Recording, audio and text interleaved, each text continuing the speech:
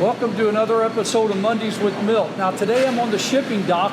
I'm here with Michael Davis, and he makes his way around the shipping dock all day long, checking all the pallets to make sure the customer gets what they're supposed to get.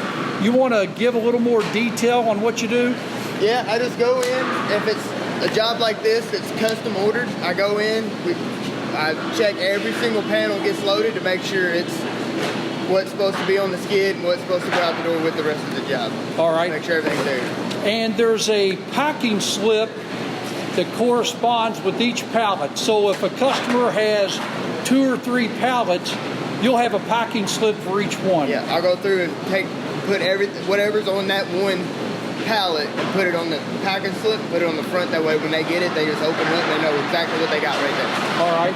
And before the shipment goes out, you're taking a photo to make sure that we've got everything on it.